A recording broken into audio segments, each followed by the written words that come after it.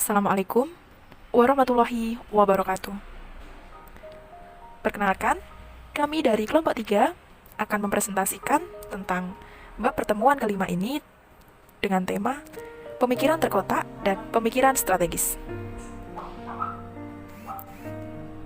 Dengan anggota kelompok, yang pertama Syifaun Nufusiyah, kedua Wiwit Indriani, ketiga Aldi Anugrah Setiabudi, dan keempat Anissa Wahyu Nurvita.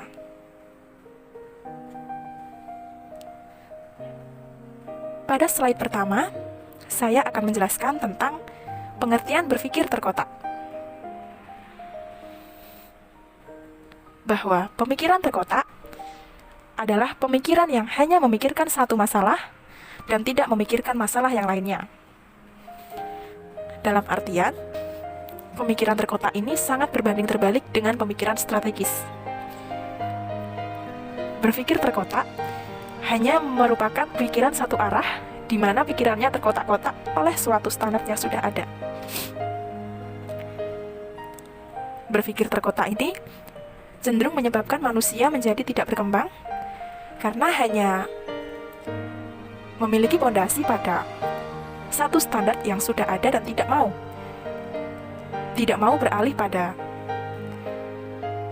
masalah yang lain, sehingga menyebabkan manusia itu memiliki mental yang biasa-biasa saja, tidak mau berkembang dan tidak mau meningkatkan pengetahuannya dengan menggali masalah yang lainnya. Pada slide kedua, kami sajikan contoh pemikiran terkotak.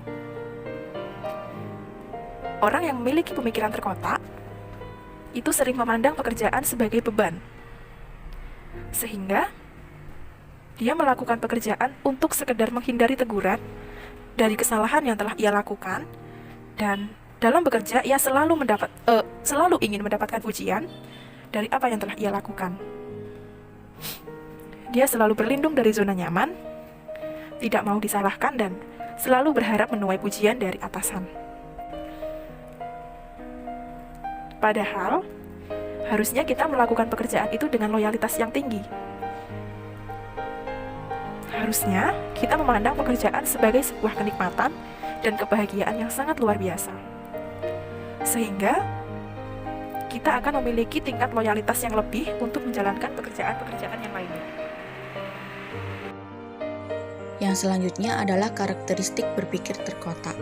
Yang pertama adalah hanya berfokus pada peran dan fungsi, jenis pekerjaan, dan wilayah teritorial saja. Yang kedua, tercapainya visi misi sulit diandalkan karena saling lempar tanggung jawab atau kesalahan dalam usaha mencapai tujuan. Yang ketiga, pemborosan waktu dan biaya akibat pekerjaan yang dilakukan secara berulang-ulang pada kasus yang sama.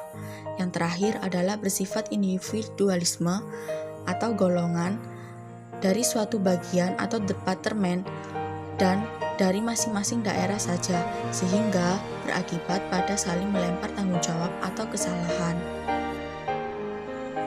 Pada slide berikutnya ada akibat pemikiran terkotak.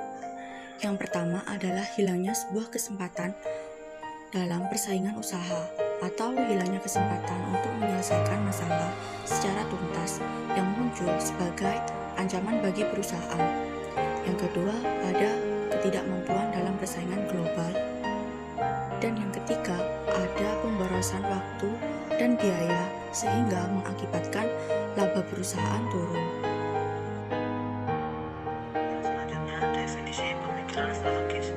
Berpikir strategis merupakan awal untuk memutuskan suatu tindakan tertentu, seperti berpikir strategis untuk bertindak memutusi seseorang demi peningkatan kualitas kerja dirinya, kualitas kerja tim, sampai pada meningkatkan kualitas perusahaan, atau tindakan strategis kita dalam membina hubungan hangat dan bersahabat pada mitra demi kepentingan masa depan. Jadi, berpikir strategis bukan langkah akhir, melainkan awal dari melakukan suatu tindakan terbaik untuk menjaga stabilitas dalam mencapai tujuan. Yang selanjutnya, faktor yang mempengaruhi berpikir strategis. strategis. Yang pertama, berpikir secara kritis. Dengan berpikir kritis, pelaku usaha mungkin dapat menemukan sesuatu yang belum diperhatikan sebelumnya. Seringkali peluang dan ancaman juga terdeteksi karena pemikiran kritis ini. Untuk dapat berpikir dengan kritis, sebaiknya Anda mampu memfokuskan diri pada informasi relevan pada suatu isu, mulai dari penyebab sampai dengan hasilnya. Pelaku bisnis juga sebaiknya mempertanyakan kembali semua konsep berpikir dan pemahaman yang ada selama ini. Yang kedua, kemampuan interpretasi informasi dengan baik. Interpretasi juga harus dilakukan dengan baik untuk memudahkan kesalahpahaman.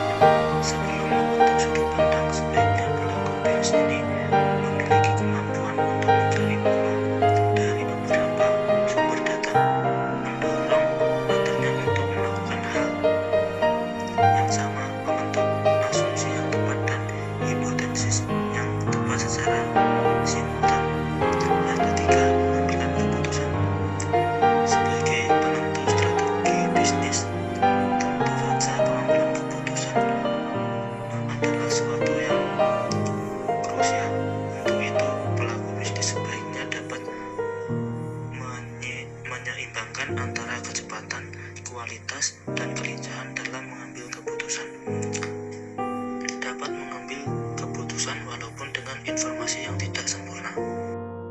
Selanjutnya, saya akan menjelaskan tentang tahapan cara berpikir strategis. Yang pertama, identifikasi masalah. Yang kedua, pengelompokan masalah. Yang ketiga, proses abstraksi.